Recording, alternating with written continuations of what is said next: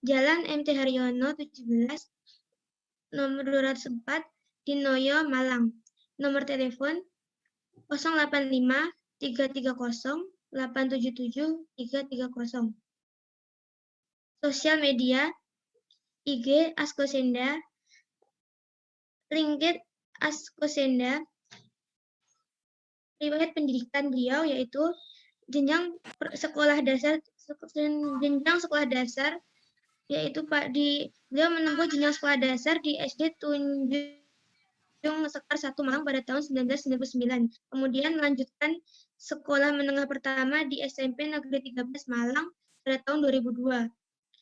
Dan dilanjutkan sekolah menengah atas di MAN 3 Malang atau sekarang di MAN 2 Kota Malang pada tahun 2015, serta perguruan tinggi di Universitas Malang pada tahun 2010, Universitas Negeri Yogyakarta 2013, dan Universitas Pendidikan Indonesia pada tahun 2019.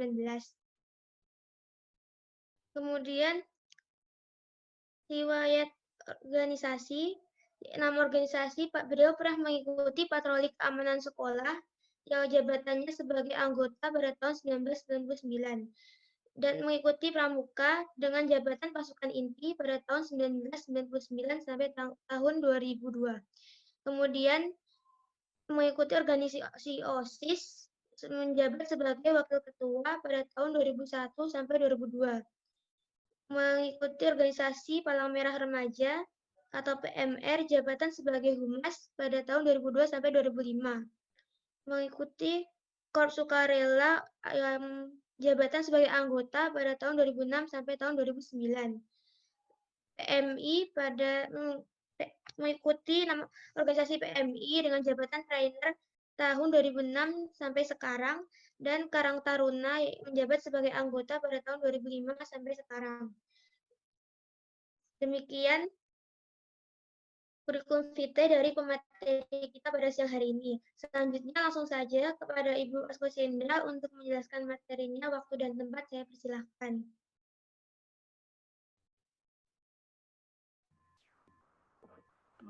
Terima kasih. Selamat siang. Assalamualaikum warahmatullahi wabarakatuh. Waalaikumsalam warahmatullahi wabarakatuh. Suara saya jelas ya? Jelas, Pak. Jelas, oke. Ya, terima kasih untuk moderator sudah membacakan kurikulum vitae-nya. Jadi kurikulum vitae-nya kurang lebih itu ya. Mau diperpanjang ya sangat panjang sebetulnya. Untuk pagi hari ini senang sekali ya saya bisa ketemu sama adik-adik dari KSR PMI Unit Malang ya. Sebetulnya ya ada rasa kangen juga ya, ingin main-main ke KSR, tapi karena memang kondisi pandemi saat ini juga ya akhirnya ya seperti ini, jadi sangat ketemunya kita sangat terbatas sekali gitu. Adik-adik ini ada berapa nih jumlahnya peserta?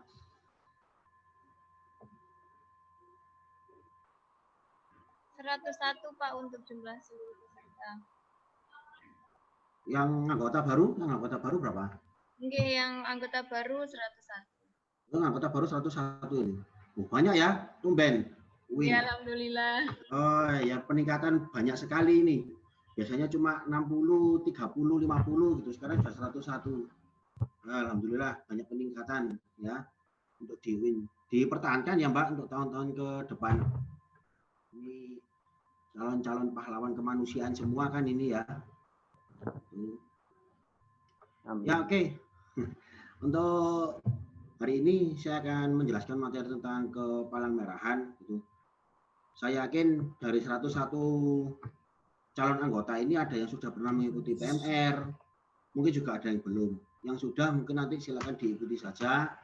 Kalau mungkin ada pembaruan keilmuan ya berarti itu yang baru. Kalau yang belum pernah mengikuti PMR ya berarti ini materi yang akan kita sajikan bersama-sama.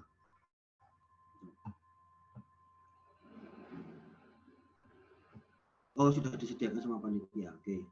Terlihat ya materinya? Lihat Bapak. Oh, terlihat. Oke, baik. Oke, kita langsung saja ya. Biasanya kalau bicara masalah kepala merahan ini juga tidak lepas bicara masalah sejarah ya. Ya pasti ada bosannya ya, apalagi sudah siang. Sebetulnya bicara masalah kepala merahan ini enaknya pagi. Pada waktu setelah pembukaan, kemudian kita bicaranya sejarahnya dulu. Jadi biar tahu kenapa kok teman-teman ini ikut organisasi Palang Merah itu. Ya, it's okay, tidak masalah ya. Nanti karena ini diklat ya, karena ini forumnya diklat. Nanti kalau mungkin waktunya kurang, sebetulnya banyak yang harus disampaikan karena memang bicara masalah Palang Merahan tidak hanya sekedar bicara sejarahnya Palang Merah saja, tapi juga berbicara masalah nilai-nilai dari Palang Merahan itu sendiri yang harus kita terapkan dalam kehidupan sehari-hari. Nah, nilai-nilai apa nanti bisa kita diskusikan, gitu ya. Oke, lanjut ya, kita lanjut. Nah, berbicara masalah sejarah, ya, berbicara masalah sejarah internasional Palang Merah dan Buah Sabit Merah itu pasti semua buku ya, pasti semua buku itu akan menjelaskan bahwa semua akan dimulai dari pertempuran Solferino, ya, perang Solferino pada tanggal 24 Juni 1859, ya. Jadi perang yang sangat lama sekali, bisa dibayangkan perang di era zaman tersebut, perang Eropa terjadi di Eropa ya ini ya, perang antara Perancis dan Austria. Terletak di Italia sebelah utara. Sebetulnya perang Solferino ini bisa dibilang sebagai pertempuran kemerdekaan Italia yang kedua, ya, pertempuran kemerdekaan Italia yang kedua, seperti itu. Nah, kebetulan memang letaknya di desa Solferino.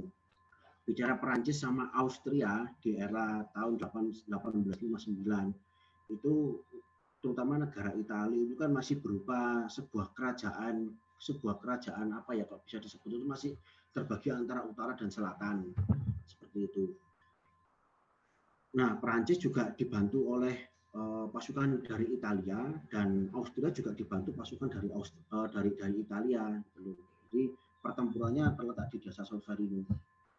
Nah, pertempurannya itu melibatkan kurang lebih 320.000 prajurit, ya.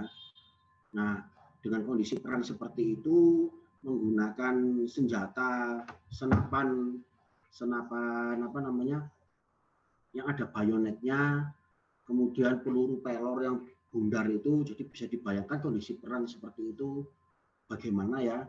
Atau mungkin kalau pernah melihat film-film yang kolosal, yang film-film Amerika, jadi kurang lebih perangnya seperti itu. Mau nembak orang saja harus 3 baris ya, satu kali tembakan ganti ke barisan kedua, si peluru ganti lagi seperti itu. Nah, jadi bisa dibayangkan perang tahun 1859 itu kondisinya seperti apa. 320 prajurit mengakibatkan 40.000 meninggal dan terluka ya. Jadi 40.000 itu totalnya ada yang meninggal dan ada yang terluka. Bahkan dari 40.000 itu yang meninggal pun yang seharusnya meninggalnya secara wajar mungkin tertembak misalnya tertembak di dada atau tertembak satu peluru di kepala, gitu kan masih bisa terlihat gitu. Nah, karena memang kondisi perangnya saat itu sangat wah dan memang pasukan bertempurnya juga menggunakan kuda salah satu kendaraannya, juga tidak menutup kemungkinan yang meninggal itu pada akhirnya juga akan hancur terinjak-injak ya. Jadi kondisi pasiennya itu hancur terinjak-injak.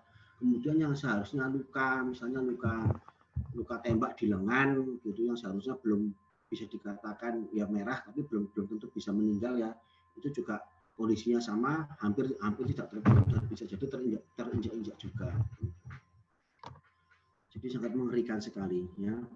Dan kondisi pertempuran tersebut hanya ada 4 orang dokter hewan untuk merawat 1.000 kuda yang terluka, tertembak atau mungkin kena pedang dan sebagainya, dan 1 orang dokter medis untuk merawat 1.000 orang ya.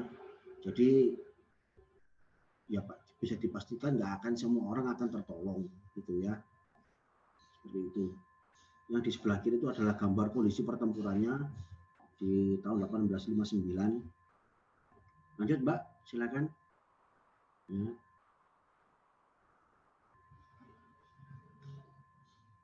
Ini salah satu peta desa Solferino itu di sebelah mana ya. Gitu. Jadi di Italia bagian utara, terletak di antara kota Milan dan Verona, di situ ada sebuah desa kecil namanya Desa Solferino. Tapi kalau hari ini kita bicara Solferino ya menjadi sebuah kota yang indah, yang cantik seperti itu, dengan peninggalan sejarahnya yang masih utuh. Ya. Tahun 2019 kemarin, teman-teman kita perwakilan dari Indonesia mendapatkan kesempatan untuk diundang oleh ICRC dan IFRC itu ke Desa Solferino ya, ke Desa Solferino. Mereka berkumpul bersama anggota Palang Merah dari berbagai negara, ya. Ada yang dari Afrika, dari Eropa, dari Asia, dari Amerika, dari mana lagi ya, itu kebetulan kalau dari ASEAN itu perwakilannya hanya Indonesia dan Vietnam. Tapi kalau dari Asia ada Indonesia, ada Vietnam, ada Jepang, ada mana kemarin ya, Bangladesh kalau tidak salah. Jadi ceritanya seperti itu. Mereka semua berkumpul di Italia di Desa Solferino. Mereka bertukar pikiran, bercerita bagaimana perkembangan Palang Merah di Indonesia dan sebagainya. Ya, jadi sangat senang sekali ya. Acaranya namanya Via Colata ya. Kalau mau cari di YouTube boleh, di YouTube silakan dicari aja namanya Via Colata. Di situ ada perwakilan dari Republik Indonesia, orang kesempatan yang sangat langka ya, yang sangat langka, dan kebetulan itu sama-sama teman saya ya, yang memang diberangkatkan gitu. Tesnya mudah, cuma tes bahasa Inggris saja. Jadi pada waktu di tes itu ngomongnya juga harus bahasa Inggris. Kalau memang lancar ya sudah lolos. Jadi enaknya jadi anggota Palang Merah salah satunya itu ya, wis gak bayar, dibayar, tiket pesawat gratis ya, bisa jalan-jalan lagi. Nah itu salah satunya, dan bisa bertemu dengan teman-teman Palang Merah dari negara lain. Ya. Oke lanjut Pak. Nah itu jadi ini Desa Solferino ya, Desa Solferino di Italia sebelah utara. Ya. Nah kebetulan pada saat pertempuran tersebut itu ada seorang pemuda yang tampan, yang ganteng, anak dari orang kaya raya, ya, namanya John Henry Dunant. Dia juga seorang pengusaha. Sebetulnya kalau lihat ceritanya John Henry Dunant, kemudian siapa tuh yang pramuka itu lupa saya, pramuka, Lord Baden-Powell. Nah itu kan salah satu tokoh yang sebetulnya di era tersebut mereka juga mengenyam pendidikan. Tapi karena memang mereka berkonsentrasi kepada bidangnya, akhirnya pendidikannya juga tidak diteruskan. Kalau kita membaca biografinya John Henry Dunant itu, dia juga pernah bersekolah. Kalau tidak salah membaca, dia di sekolah di pertukangan ya, kuliahnya di pertukangan karena memang tidak lulus. Dia akhirnya di DO ya. Tidak lulusnya bukan karena nggak pintar, tapi karena terlalu banyak membantu orang sehingga tidak konsentrasi belajar, akhirnya di DO seperti itu. Jadi orang-orang dahulu itu sangat concern sekali ya. Tapi kalau di era sekarang ya tolong jangan dicoba. Mentang-mentang ingin jadi seorang pahlawan, sudahlah nanti saya tak kuliah, diputus tengah jalan aja nanti. Nah, jangan seperti itu ya. Itu. Tapi kalau memang beruntung nasibnya ya monggo, tapi kalau enggak ya jangan. Ya oke ya, kembali. John Henry Dunant, seorang pemuda, seorang pengusaha dari Swiss, sebetulnya ingin bertemu dengan Raja Napoleon III, ya, Raja Napoleon dari Prancis, karena memang dia mendapat kabar bahwa Napoleon akan memimpin pasukan perang di Solferino. Akhirnya Henry Dunant yang semula perjalanannya ke Prancis dialihkan ke Solferino. Nah, kemudian di tengah perjalanan,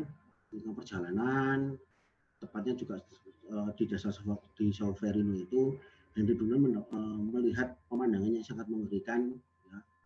Banyak sekali korban-korban yang tergeletak tadi, dari 320 prajurit tadi ya, banyak korban yang tergeletak, terluka, tidak terurus, bahkan ada yang meninggal, jasadnya juga tidak karu-karuan, tidak ada yang mengambil. Nah, akhirnya disinilah rasa iba Henry Dunant itu muncul. Yang semula awalnya ingin berbisnis dengan Napoleon, akhirnya John Henry Dunant mengalihkan perhatiannya untuk membantu sesama ya. Nah di Solferino itu si Henry Dunant kurang lebih selama 3 hari mencoba untuk membantu para korban yang terluka, ya, di tempatnya di sebuah gereja. Masih ada gerejanya hari ini, masih ada gerejanya ya. Itu jadi tempat untuk menolong para korban itu masih ada ya. Nah, ternyata pada waktu Henry Dunant itu meminta bantuan kepada penduduk sekitar, ya penduduk sekitar juga tidak banyak yang mau membantu karena mereka alasannya takut. Ya. Saya takut karena tidak tahu mana yang lawan, mana yang kawan. Nah, itulah sebabnya kenapa kok dikatakan mana lawan, mana kawan, karena memang perang antara Perancis melawan Austria itu tadi sama-sama dibantu oleh tentara dari Italia. Jadi mereka tidak mau gitu loh. Mereka takut, ya masyarakat takut. Nah, akhirnya Henry Dunant mencoba menguatkan hatinya para masyarakat itu dengan kata-kata noi siamo tutti fratelli, ya, bahwa kita semua adalah saudara, ya. Akhirnya dengan kata-kata itu sedikit demi sedikit masyarakat yang berada di desa Solferino mau membantu Henry Dunant untuk merawat para korban yang terluka. Nah, jadi noi siamo tutti fratelli, kita semua adalah saudara, ya. Ya, lanjut, Pak.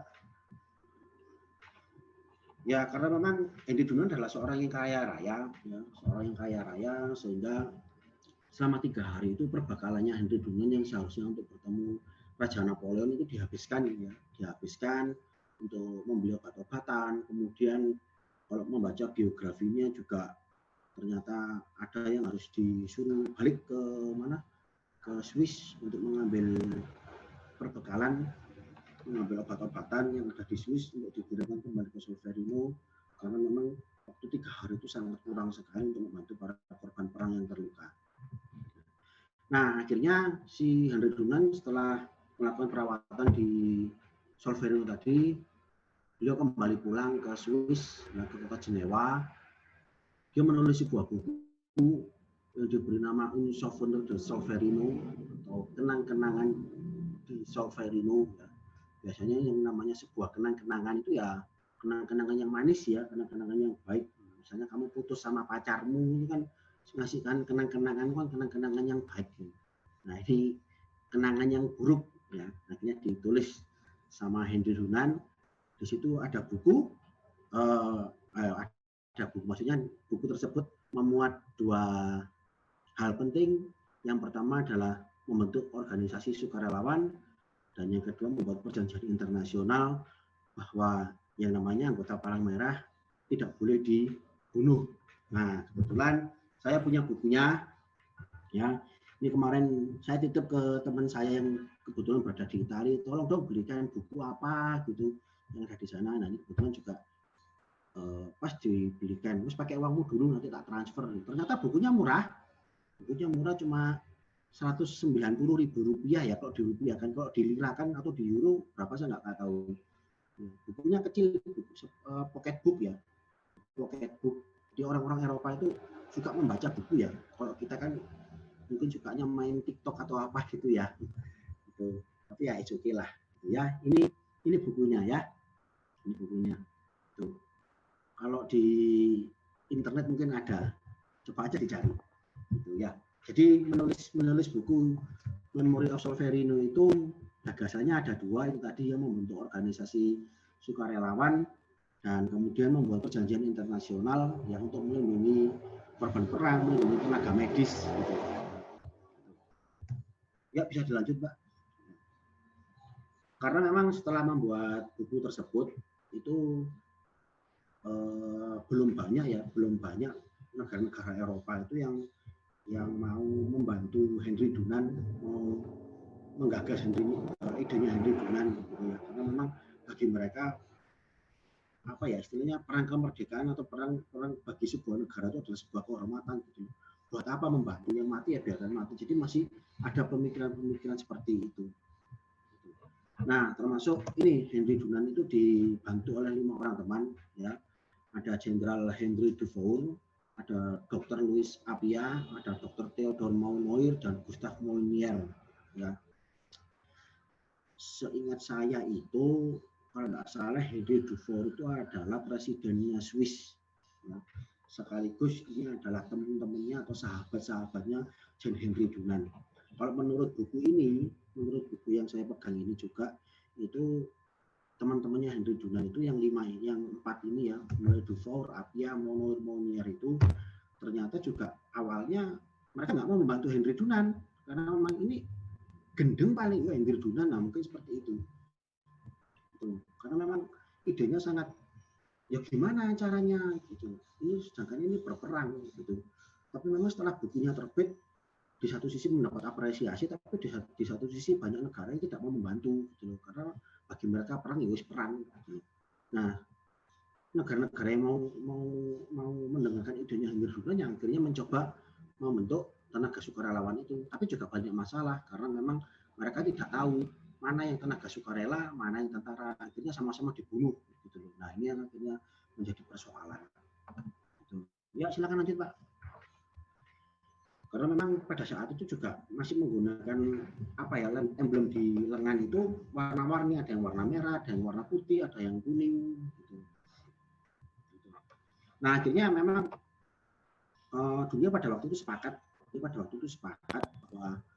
bahwa atas idenya Henry Dunant itu akhirnya perlu diapresiasi, kemudian untuk menghormati jasanya Henry Dunant dibentuklah organisasi Palang Merah dan benderanya, karena Henry Dunant kan dari Swiss, ya, jadi Palang Merah itu benderanya dibalik ya dari Swiss ya. Swiss benderanya dasarnya merah berpalang putih ya, karena untuk menghormati Henry Dunant akhirnya dibalik ya, dasarnya putih palangnya merah seperti itu. Saya ada buku komik tapi di mana ya saya lupa, itu bukan buku komik sih, buku cerita tentang Henry Dunant sendiri, tapi untuk cerita anak-anak memang di sini juga dijelaskan sebetulnya, di sini dijelaskan itu kan Henry Dunant itu kan setelah membuat buku kemudian pada akhirnya kan hidupnya sangat terlantar sekali, dia hidup sangat miskin sekali, kemudian pada akhirnya ditemukan oleh seorang wartawan, diantarkan kepada raja Swiss yang baru.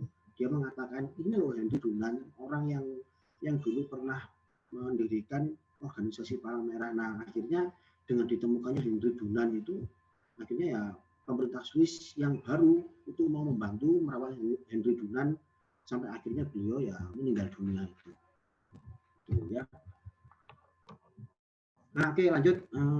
Belum Pak, yang ICRC belum. Ini ada ICRC ya, ada ICRC itu bahwa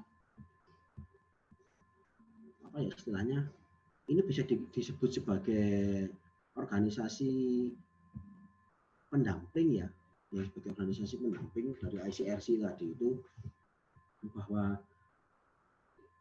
anggota ICRC itu berjumlah 20 orang dan itu semuanya berkewarganegaraan Swiss ya, berkewarganegaraan Swiss. Jadi Indonesia itu juga menjadi salah satu delegasi ya. Indonesia juga punya kantor ICRC tapi delegasinya Indonesia ya.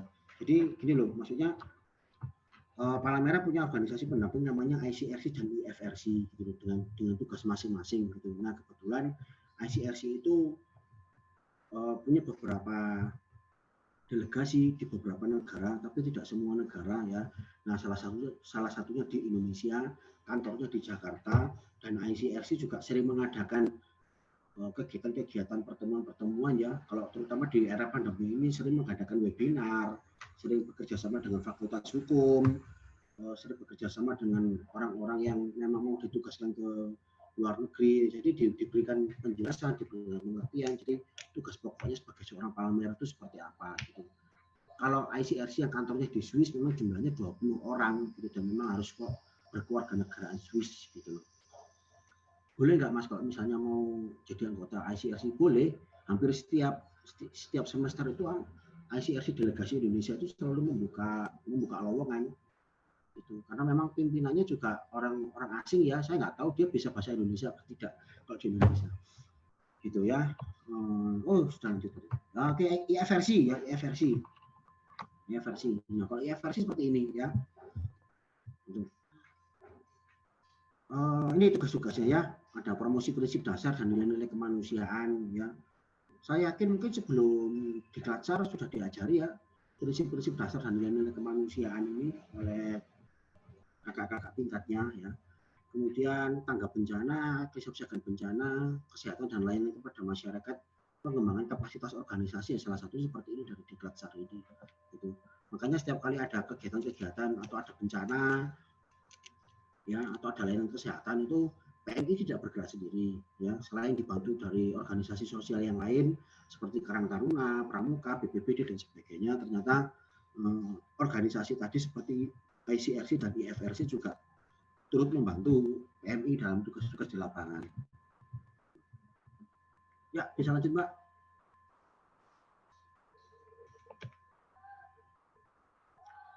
Ya, pengabdosian lambang ya. Jadi sudah saya jelaskan tadi bahwa lambangnya palang merah itu berasal dari kebalikannya bendera Swiss ya, kebalikannya bendera Swiss. Jadi di sini saya tegaskan bahwa organisasi palang merah maupun bendera palang merah tidak ada kaitannya dengan agama ya. Itu yang perlu diperhatikannya, tidak ada kaitannya dengan agama. Jadi murni itu adalah kebalikan dari bendera Swiss yang dasarnya merah berpalang putih, dan di palang merah dibalik ya, dasarnya putih palangnya merah ya, seperti itu. Statusnya netral ya, jadi karena statusnya netral berarti sebagai perlindungan, makanya sebagai anggota palang merah itu tidak boleh disakiti ya. Jadi menyakiti anggota palang merah itu juga mungkin sesuatu yang dilindungi oleh dunia, bahkan Indonesia ya. Indonesia sendiri kan juga punya undang-undang nomor 1 tahun 2018 tentang kepalang merahan, salah satu seperti itu. Nah, ini juga sudah dijelaskan bahwa konferensi tahun 1863 memilih lambang merah di atas dasar putih kebalikan dari bendera Swiss sebagai bentuk penghormatan kepada Jan Henry Dunant ya. Jadi Jan Henry Dunant itu adalah disebut sebagai Bapak Palang Merah Internasional ya. Ya, lanjut, Mbak. Oh ya, sebentar, saya juga mau ngecas dulu ya, sebentar ya. Tak encapkan dulu. Sebentar. Nah, ini adalah Gerakan Internasional Palang Merah dan Bola Sabit Merah. Semua anggota Palang Merah harus hafal ya, semua anggota Palang Merah harus hafal. Ini yang disebut sebagai nilai-nilai dari Palang Merah itu tadi ya. Ini disebut sebagai dari nilai-nilai Palang Merah gitu. Jadi semuanya harus hafal. Maksudnya jangan asal dihafalkan, tapi juga diperhatikan kemudian dilaksanakan dalam kehidupan sehari-hari ya. Yang pertama kemanusiaan ya, yaitu melindungi martabat manusia, karena memang kita semua adalah sama-sama makhluk ciptaan Tuhan ya, jadi utamakan nilai-nilai kemanusiaan. Kemudian yang kedua adalah kesamaan ya, semua manusia di hadapan Tuhan derajatnya sama ya, semua manusia di hadapan Tuhan derajatnya sama, jadi tolonglah jangan dibeda-bedakan. Kalau mau nolong ya ditolong aja, nggak usah pilih-pilih mentang-mentang mungkin saya ganteng gitu, saya tak nolong cewek-cewek sing cantik aja, yang lanang-lanang mau gitu. Nah, nggak boleh seperti itu. Begitu pula yang perempuan doang aku tak nolong mas-mas sing ganteng sing Korea-Koreaan, ya nggak boleh seperti itu. Jadi semuanya ditolong ya, semuanya ditolong. Apapun dia statusnya apa, siapapun dia, termasuk keluargamu sendiri juga silakan ditolong aja, nggak usah pilih-pilih. Durung atus bagi dalem misalnya seperti itu ya. Itu kesamaan. Kemudian kenetralan, tidak memihak ya, tidak memihak ya, memang kita adalah organisasi yang berdiri sendiri, jadi tidak bisa memihak pemerintah maupun yang lain. Jadi kalau sampai pemerintah ikut-ikut ya itu prinsip kenetralan juga harus dipertanyakan. Kemudian mandiri tadi ya, organisasi yang sangat otonom, sangat mandiri. Kita tuh dana juga nggak minta dari pemerintah ya, tapi kalau pemerintah mau membantu kita ya silahkan gitu loh. Bahkan orang-orang yang mau membantu kita juga silahkan, boleh. Kerelaan juga tidak mengejar keuntungan ya, berarti ya sudah, kalau menjadi anggota Palang Merah ya suka rela aja, kalau mau nolong aja, kalau mau ikut kegiatan ya ikut kegiatan aja, jangan harap apa ada persenan atau apa gitu ya. Kesatuan ya, satu negara satu lambang dan perhimpunan nasional ya sudah jelas ya dalam statutanya ICRC juga dijelaskan bahwa dalam satu negara itu hanya boleh ada satu lambang, yaitu palang merah saja atau bulan sabit merah ya. Palang merah saja atau bulan sabit merah. Jadi bukan palang merah dan bulan sabit merah. Jadi yang bentuk palang merah saja atau bulan sabit merah saja. Seperti itu. Ya, yang terakhir kesemestaan. Jadi organisasi palang merah ini hidup di seluruh negara ya, di ASEAN, Asia, kemudian Afrika, Eropa, Amerika Latin, Amerika Utara, semuanya ada ya. Semuanya ada. Jadi semua ada gerakan internasional palang merah. Hanya saja bentuknya beda-beda ya. Ada yang menggunakan logo palang merah, ada yang menggunakan lambang bulan sabit merah seperti itu. Silakan, Pak. Ya, jadi ini dihafalkan ya, terutama untuk adik-adik anggota yang baru ya, harus hafal dan harus diterapkan dalam kehidupan sehari-hari ya.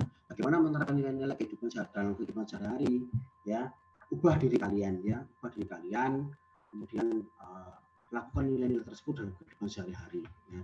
Insya Allah semuanya akan berjalan dengan lancar dan enak seperti itu.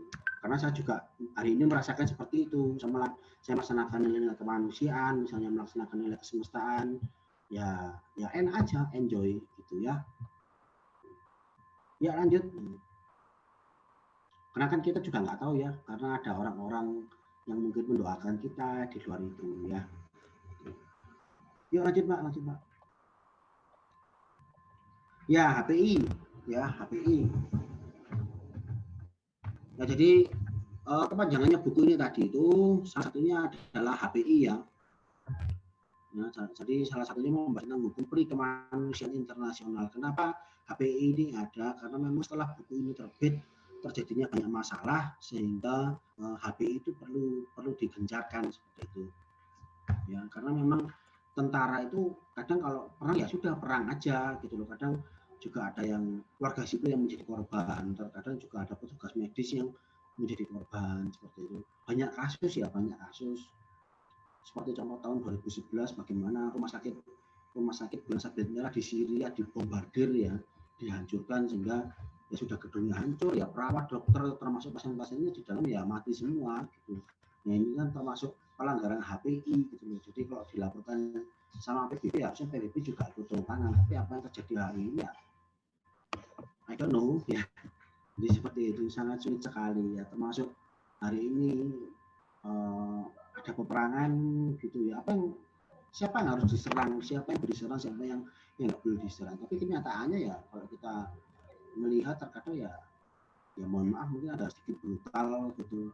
Nah itu yang bagaimana HPI bisa melindungi itu gitu. Ya, itu.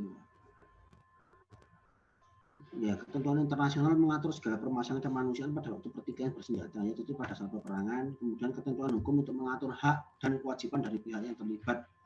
Jadi perang pun sebetulnya diatur ya, menggunakan senjata apa, ya cara nembaknya gimana, dibunuhnya bagaimana, itu sebetulnya diatur. Perlindungan kepada korban maupun harta benda yang terkena akibat pertikaian. Ya sebetulnya ya ini sudah dilindungi semua ya, sudah dilindungi. Jadi kalau memang perang ditinggalkan tinggal aja, jadi rumah itu jangan sampai hancur, jangan sampai dicuri dan sebagainya. Tapi kalau kita melihat kenyataan hari ini harus jenis perang, harus perang wae gitu. Kalau mau ada rumah kosong harus disasak aja kan kadang seperti itu. Ya lanjut Pak, lanjut Pak.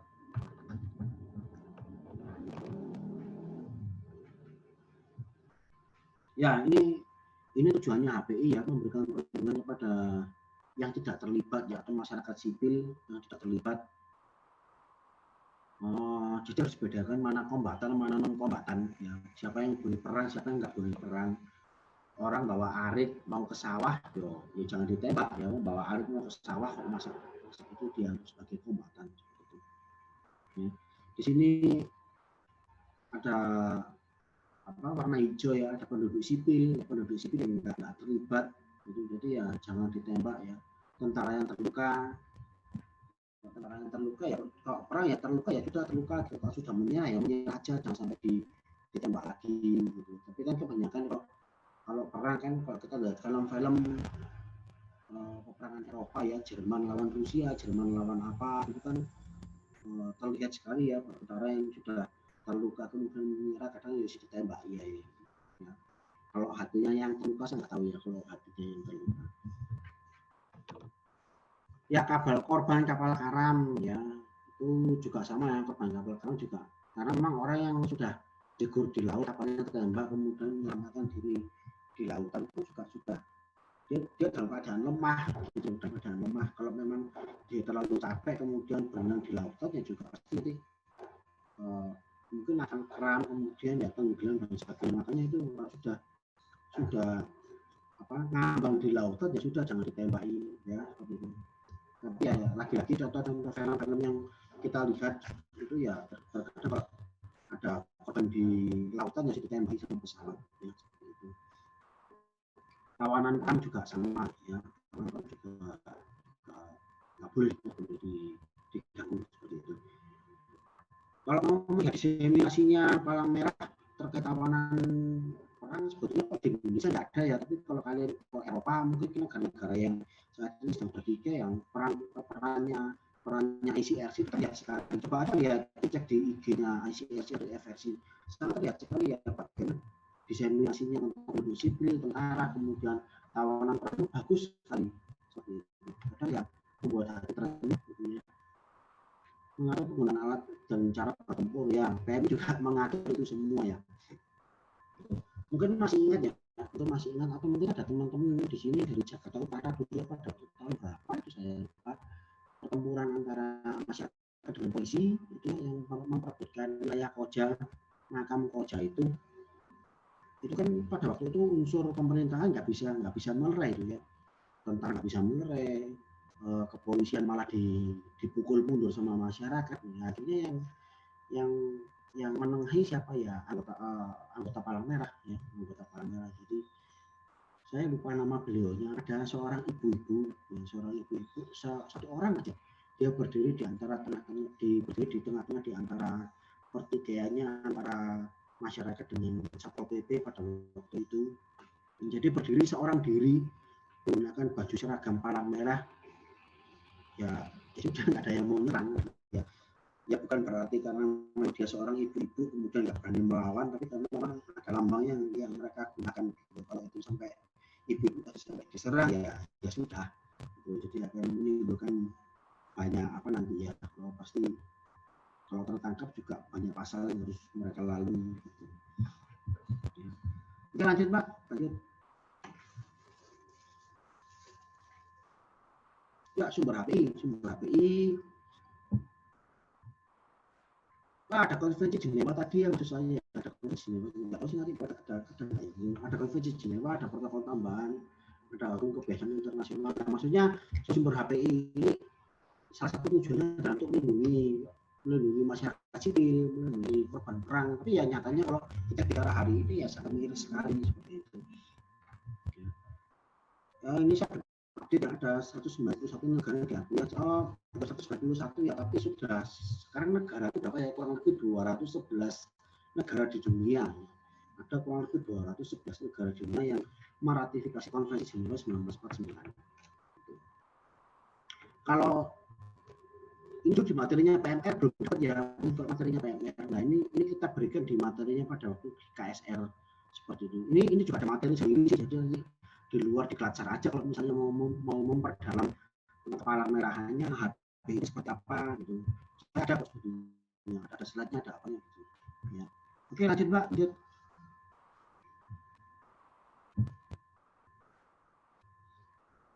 Oh, ini dijelaskan Konvensi Jenewa ya. Konvensi Jenewa dijelaskan di ada 4 kali konvensi atau perjanjian Jenewa. Yang dimana juga sudah dijelaskan bahwa baik Konvensi Jenewa pertama, kedua, ketiga, keempat itu sama-sama intinya melindungi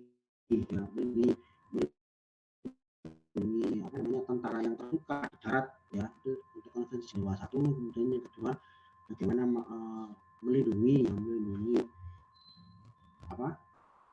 anggota perang ya, anggota perang maksudnya tentara yang terluka di laut, sakit atau korban kapal karam. Nah itu tadi seperti yang saya jelaskan ya, kalau sudah terombang di lautan ya jangan ditembak ya seperti itu. Kemudian yang ketiga adalah perlakuan tawanan perang, itu juga harus dilakukan secara adil karena mereka tawanan juga bisa ngapain. Dan yang keempat adalah pelindungan orang sipil termasuk wanita dan anak-anak ya, termasuk wanita dan anak-anak ya. orang-orang sipil, ya, termasuk wanita dan anak-anak. Oh, sama pemuka agama satu lagi ya. Jadi enak ya jadi seorang wanita tuh ya. Nggak boleh disakiti, ya. Nggak boleh itu tidak boleh ada disakiti, nggak boleh apa lagi hatinya.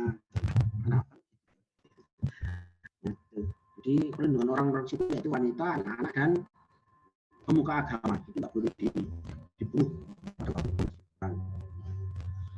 Oke, lanjut Pak, lanjut. Saya masih ada nih waktunya.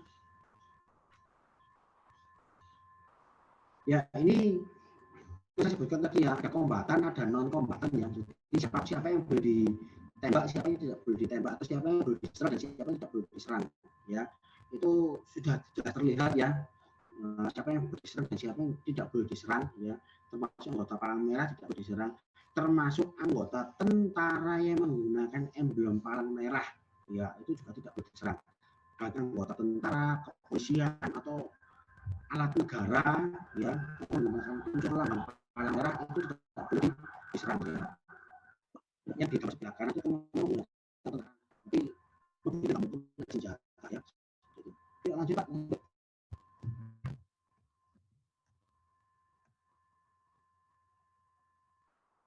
Bawahnya ini lambang-lambangnya yang digunakan yaitu ada lambang Palang Merah dan sabit merah, ada kristal merah dan apa namanya itu singa merah ya, singa merah ya. Itu kalau singa merah sudah tidak perlu digunakan lagi karena memang lambangnya adalah ada singa tapi kayak membawa sebuah pedang ya, sehingga karena memang kita organisasi netral itu tidak boleh digunakan lagi. Israel mau tahun 2005 sampai sekarang juga menggunakan kristal merah karena Israel sudah menganggap bahwa lambang Palang Merah dan bulan sabit merah itu mau kaitannya dengan agama ya. Kalau mau silakan coba Palang Merah Israel coba dilihat aja. Dia masih menggunakan itu sebetulnya. Ya lanjut Pak. Nah ini sejarahnya bulan sabit merah ya, sejarah bulan sabit merah.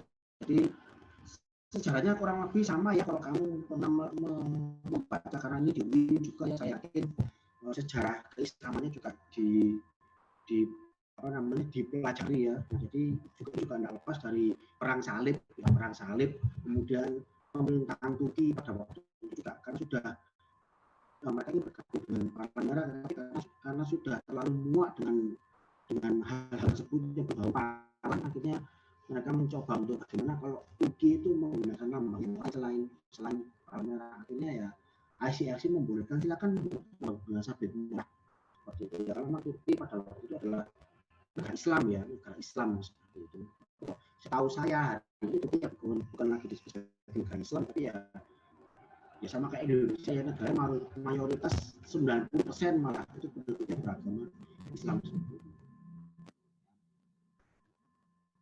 Ya, seperti itu pernah dibakar Turki ya, tapi intinya kembali kepada sejarahnya juga dari sabit merah, salah satunya itu dia perang salib yang sangat berarti 100 tahun. Oke, lanjut.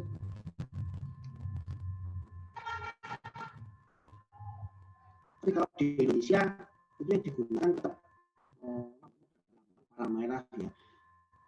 Ada ya di Indonesia ada namanya Sabit Merah Indonesia itu ada BSNI ya. Tapi lagi kembali kepada prinsip dasar tadi ya. Ya kalau memang itu sampai berdiri berarti ya itu dari nilai yang mana dari prinsip Palang Merah itu tadi. Nah, di satu sisi kita juga dilindungi oleh Undang-Undang Nomor 1 Tahun 2018. Nah, inilah yang sebetulnya menjadi permasalahan di negara Indonesia itu seperti ini. Pada waktu di Solver kemarin juga teman-teman perwakilan atau delegasinya Indonesia juga ditanyakan kenapa bisa sampai seperti itu. Itu memalukan. Ya lanjut Pak. Lanjut. Oh, ada pertanyaan silakan ditanyakan aja Bapak. Mungkin di chat gitu. Ya lanjut Mbak, lanjut. Soalnya saya masih banyak sih.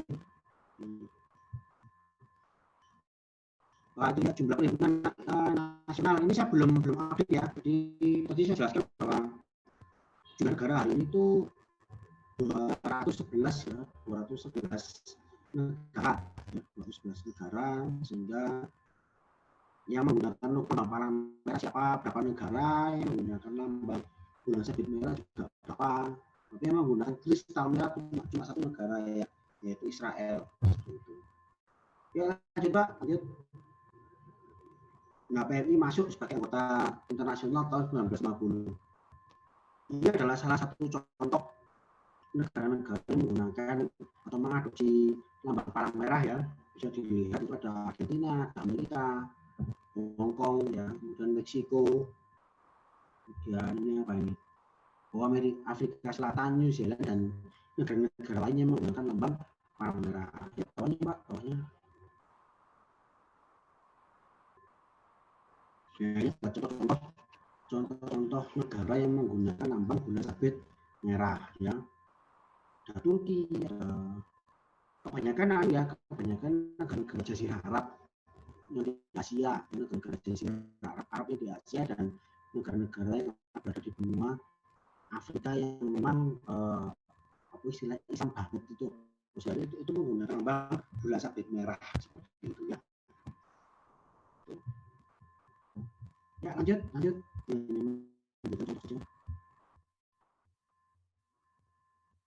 Nah itu ya, jadi sudah saya jelaskan ya.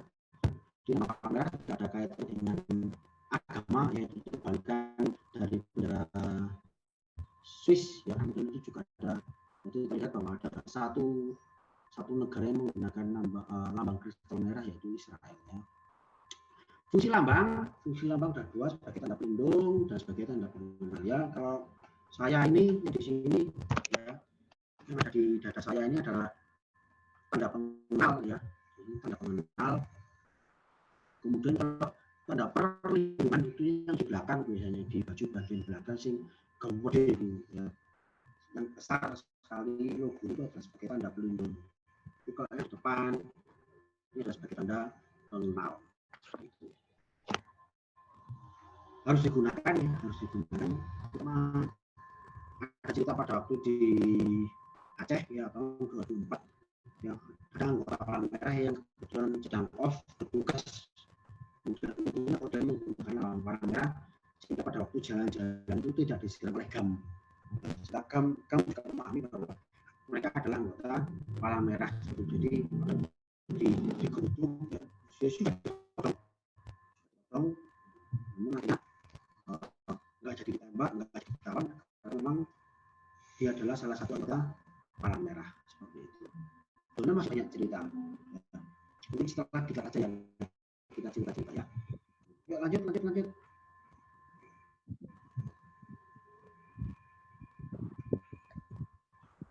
Ya, penyalahan gunaan lambang ya, ada peniruan penggunaan yang tidak tepat pelanggaran berat. Lanjut aja Pak, lanjut. Ini contoh-contoh peniruan ya, ya, seperti itu. Nah, jadi lihat sebetulnya ya nggak masalah, boleh mereka menggunakan lambang palang itu boleh, tapi maksudnya jangan merah gitu, jangan palang merah gitu ya.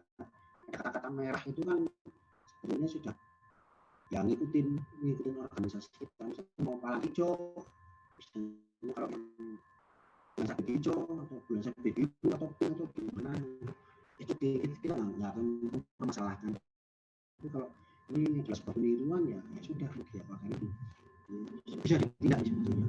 Ya lanjut. Peniruan. Ya ini penggunaan yang tidak tepat. Ya di situ terlihat ada sebuah rumah yang ya, ada rumah yang menggunakan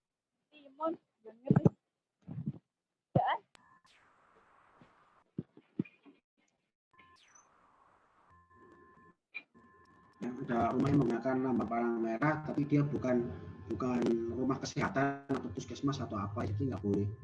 Kemudian di sebelah kanan itu adalah mobil PBB ya, tapi ada palang merahnya ya, juga nggak boleh digunakan. Nanti organisasi yang netral seperti itu. Lanjut bawahnya. netral, nggak boleh menggunakan lambang palang merah. Ya, pelanggaran berat yang di sebelah kiri nggak ada masalah sebetulnya. Di situ ada benderanya ICRC, tapi yang menjadi permasalahan itu ada orang yang nongkrong membawa senjata. Nah, itu yang menjadi permasalahan. Ya, bendera ICRC ini nggak apa-apa, nongkrongnya itu loh, bawa senjata, ya, untungnya karena gorengan gitu. Ini yang menjadi permasalahannya. Sebelah kanan juga sama. Ya. Yang menjadi permasalahan adalah tanknya. Ya. Kita tuh nggak punya tank ya, kita nggak punya tank. Kalau haggling ada, ya maksudnya kita punya mobil tapi rodanya kayak roda tank itu kita punya. Tapi kalau tank kita nggak punya, kayak apa? Ya, buat apa palang merah itu ada tanknya? Ya. Senjatanya anggota palang merah itu kan cuma betadin, ya. Kemudian apa namanya itu punya kayu putih, ya. Senjatanya cuma itu aja. Yang mau dilatih apa? Gitu ya. Yuk lanjut Mbak, lanjut ya. Mau memberitahu aja. Ya PMI, lanjut. Nah ini ya kita dilindungi oleh Undang-Undang 1 tahun 2018 tentang kepala-meraan. Jadi kita sebagai anggota palang merah itu sangat serius sekali dalam melakukan pertolongan di lapangan ya. Jadi misalnya kalau disahkan ya kita dilindungi oleh Undang-Undang 1 tahun 2018. Ya, ada aturan corporate identity ya. Kayaknya nggak mungkin ini waktunya. Saya jelaskan. Kemudian ada ADART pedoman seragam PMI juga ada ya, cek ngawur ya. Kemudian manajemen relawan ini kalian kan sudah dianggap sebagai relawan ya. Nah, jadi bagaimana hak dan kewajiban kalian sebagai seorang relawan itu ya. Banyak cerita sebetulnya. Yuk lanjut Pak, lanjut. Ya, bicara masalah sejarahnya, PMI itu didirikan pada tanggal 17 September 1945, tepat 1 bulan setelah Republik Indonesia merdeka. Jadi tanggal 17 Agustus Indonesia merdeka, tanggal 18 Agustus 45 itu Muhammad Hatta melalui Soekarno mengatakan bahwa Pak Karno tetap berpunya organisasi Palang Merah. Ya sudah, silakan tolong dibuat dibantu dengan Menteri Kesehatan pada saat itu untuk organisasi Palang Merah. Lanjut Pak.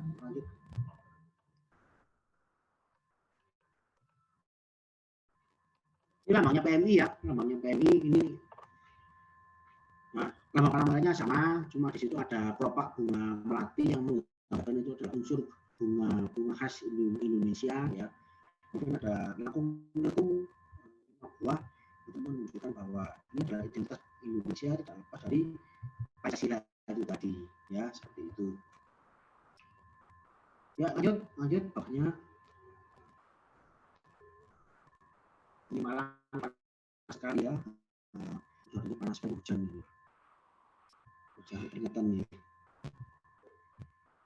Ya itu tadi ya. Nah, PMI dibentuk tanggal 17 September 1945. Jadi resmi berdiri sebagai organisasi Palang Merah. Salah satu pahlawannya adalah Muhammad Hatta. Ya. Bapak Muhammad Hatta itu disebut sebagai Bapak Palang Merah Indonesia. Ya, tapi kalau kita mau berbicara masalah pahlawannya itu ada Bapak Abdurrahman Saleh yang sekarang dijadikan sebagai bandara di Malang gitu ya. Ya, kenapa beliau ini menjadi seorang pahlawan? Karena beliau juga berjasa membawakan obat-obat palang merah ya dari Jakarta ke Jogja, salah satu. Kemudian pesawatnya ditembak oleh Belanda pada saat itu dan hancur. Ini meninggal di tempat. Ya, lanjut ke selanjutnya. Nanti selanjutnya.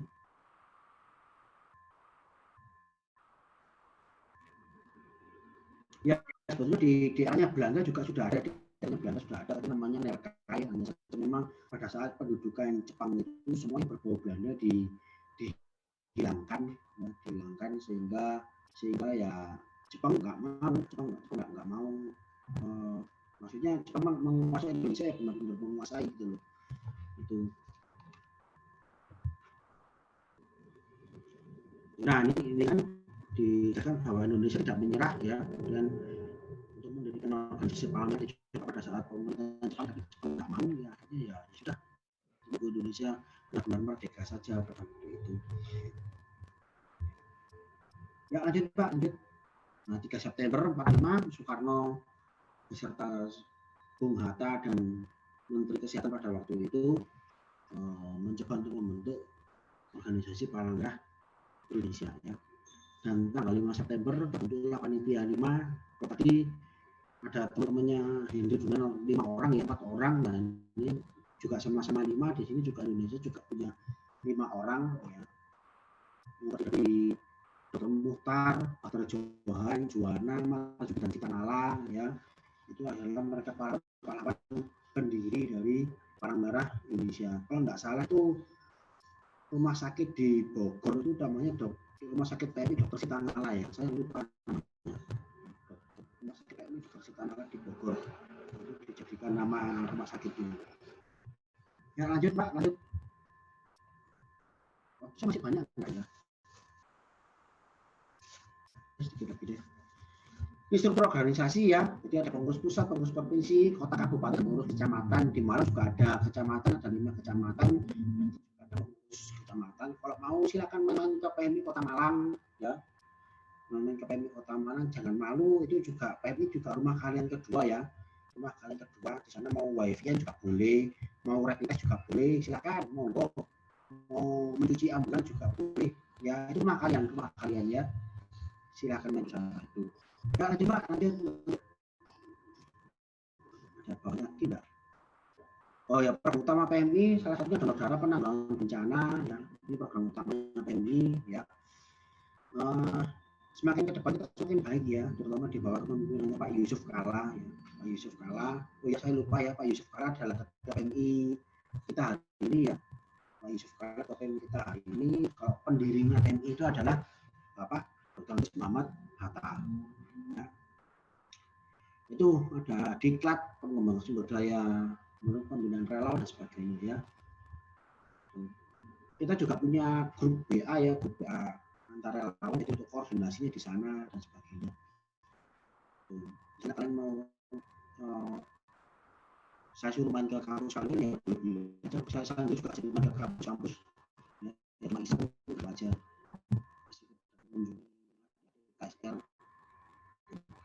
Ya, coba lanjut.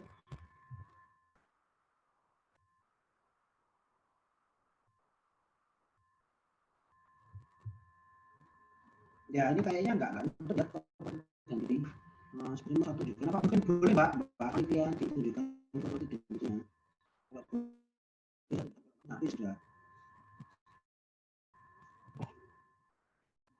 Ya, mungkin itu ya, mungkin itu sejak merahnya Kepala Merah.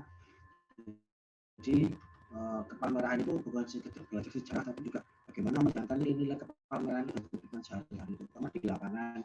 Nah, ini di lapangan dalam kondisi pandemi kita selain menggunakan ilmu kepamerahan juga menggunakan ilmu-ilmu yang lain yang berkaitan dengan kepala ya, seperti server access, code of conduct itu juga ada materi tersendiri ya. Nanti ya mungkin insya Allah nanti saja ya pada waktu latihan rutin bisa kita bahas seperti itu.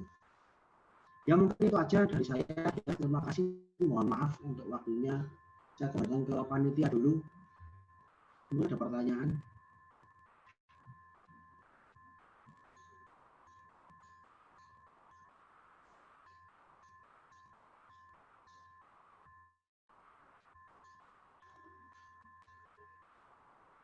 Alhamdulillah, seluruh materi tentang kepala merahan telah disampaikan.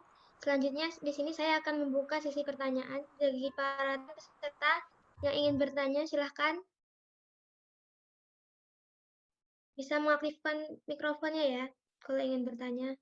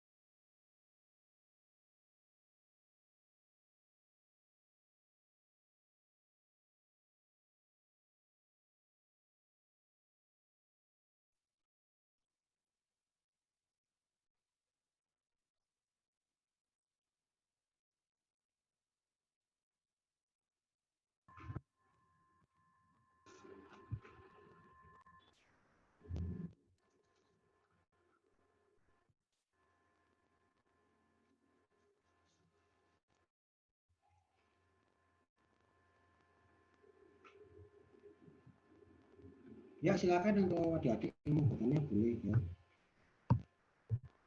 Ya saya harap adik-adik habis diklat ini jangan nyerah, bersama-sama ya. Karena kan kalian masuk di UIN terutama KSR ya. Intinya silakan masuk bersama, lulus bersama seperti itu. Ya. Silakan kalau ada pertanyaan.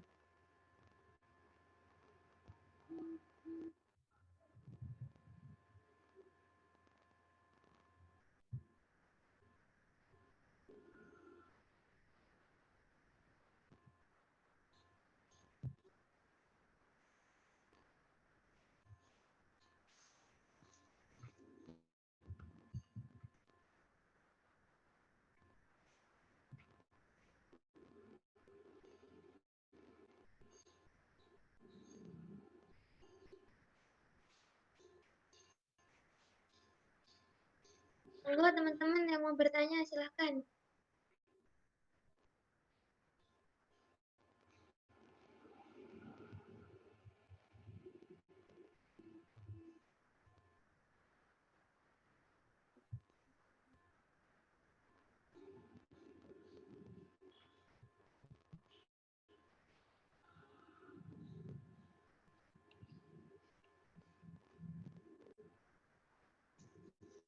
Ini masih ada materi lain hari ini, Mbak Panitia.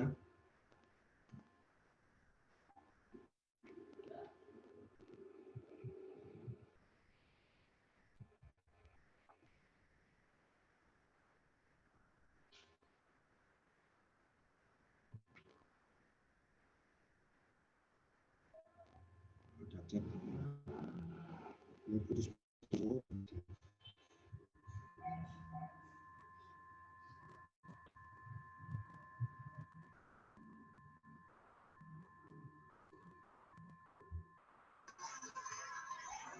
Assalamualaikum warahmatullahi wabarakatuh. Mbak, Mas boleh bertanya, apakah Ya, organisasi, silakan. apakah Palang Merah itu juga turut membantu atau turut andil dalam sebuah bencana alam, Mbak? Dalam pertolongan sebuah bencana alam gitu. Ya, terima kasih. Jadi pertanyaannya Mas siapa tadi ya? Mas Bima Arya Damar. Ya, nggak putus-putus ya wis lah. Jadi apakah organisasi Palang Merah juga membantu tentang bencana alam ya? Jawabannya ya, jadi membantu korban bencana alam ini sesuai yang dijelaskan di ICRC maupun IFRC tadi kan salah satu tugasnya adalah membantu kegiatan kesiapsiagaan bencana termasuk bencana alam hari ini ya. Itu bagian kemarin ada di Palu, bagian kemarin ada di NTB, bagian kemarin ada di Bali, di Jogja, ya itu PMI turut serta berperan dalam membantu korban bencana alam. Termasuk hari ini minggu lalu ya kalau salah itu ada bencana alam di Turki, ya itu bagaimana delegasi dari Indonesia, organisasi Palang Merah Indonesia mencoba menawarkan untuk membantu Palang Merah Turki yang menangani bencana alam. Jadi seperti itu. Itu ya Mas ya jawabannya kurang lebih. Ya, terima kasih. Ya sama-sama. Mungkin yang lain.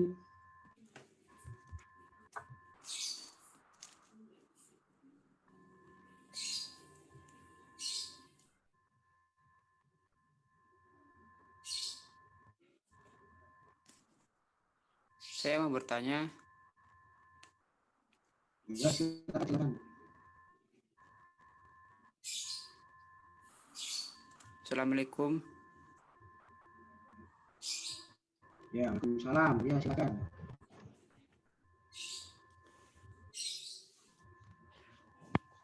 Saya mau bertanya.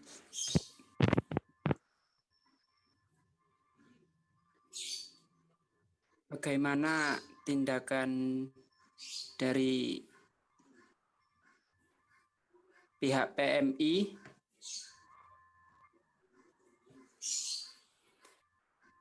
terhadap tindakan represif yang dilakukan oleh aparat keamanan pada waktu terjadi demonstrasi pada bulan sebelumnya. Seperti itu. Terima kasih. Assalamualaikum warahmatullahi wabarakatuh. Salam. Ya, terima kasih. Pertanyaan juga bagus ini ya. Jadi kita kembali kepada fitrah kita ya, bahwa organisasi Palang Merah itu adalah organisasi yang netral ya, tidak memihak manapun, termasuk pada waktu kemarin terjadinya demonstrasi ya, itu peran organisasi Palang Merah hanya sebagai tenaga kesehatan ya, bukan sebagai tenaga yang lain, nggak ikut lempar-lempar, nggak ikut demo ya, tapi murni sebagai tenaga kesehatan seperti itu ya. Jadi misalnya kalau mahasiswa yang mau demonstrasi ya silakan demonstrasi, nanti pada waktu terjadi bentrok misalnya itu kan pasti ada yang terluka tuh, nah itu Palang Merah masuk untuk mengambil korbannya, dibawa ke pinggir, diobati, ya sudah selesai ya. Jadi nggak ikut demonstrasi ya. Jadi tugas kita hanyalah menjaga dan menjadi tenaga kesehatan pure atau murni menjadi tenaga kesehatan, jadi nggak ikut-ikut seperti itu ya. Termasuk tahun kemarin ya, tahun 2019 kemarin pada waktu demonstrasi yang tentang pemilu itu kan juga gitu, yang bagaimana ambulan Palang Merah itu disabotase ya, kemudian dihancurkan sama pihak kepolisian, itu kan kita juga sempat menentang ya. Artinya bisa dibicarakan, bisa ditengahi juga bahwa memang polisi, tentara, dan pemerintah mengakui bahwa memang organisasi Palang Merah adalah organisasi yang netral, tidak memihak manapun, sehingga nggak boleh diserang dan disakiti, seperti itu. Termasuk di Kota Malang kemarin juga sama, tugas kita adalah sebagai murni sebagai tenaga kesehatan. Itu tadi di slide saya itu tadi yang sebelum terakhir tadi kan, itu bagaimana teman-teman dari PMI Kota Malang menjaga demonstrasi ya, seperti itu. Jadi teman-teman yang mahasiswa demonstrasi ya demonstrasi aja, tapi nanti yang kalau ada yang terluka ya kita yang menolong. Itu Mas siapa tadi yang tanya ya, ini banyak sekali soalnya. Terima kasih banyak, Pak. Ya, sama-sama. Oke, yang lain ada lagi mungkin? Untuk panitia, Mbak Panitia gimana, Mbak Mas Panitia?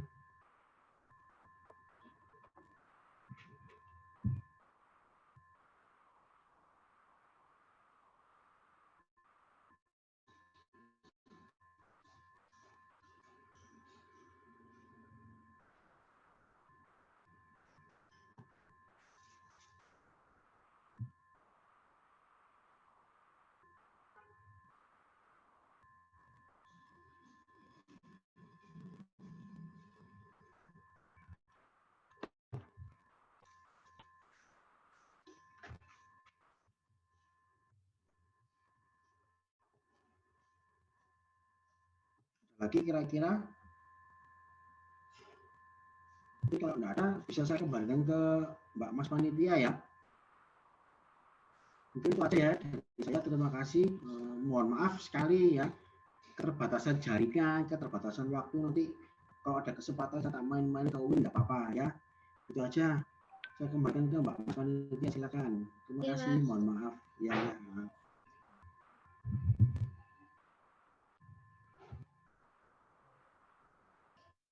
Alhamdulillah, materi tentang Kepalang Merahan sudah selesai. Di sini saya akan mengambil kesimpulan dari materi Kepalang Merahan.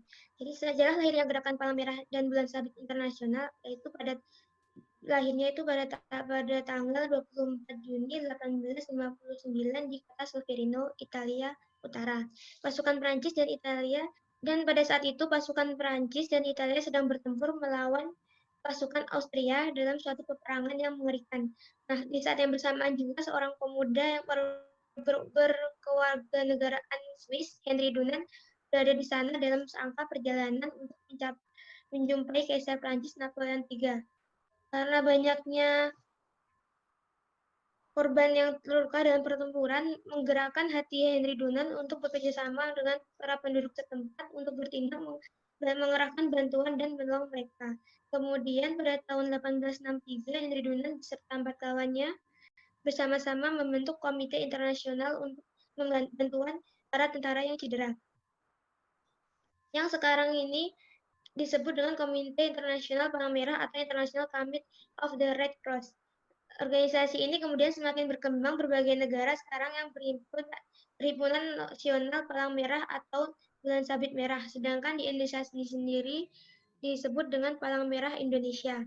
Sekian yang dapat saya sampaikan. Apabila ada kurang lebihnya saya mohon maaf. Terima kasih atas perhatiannya. Wassalamualaikum warahmatullahi wabarakatuh. Waalaikumsalam warahmatullahi wabarakatuh.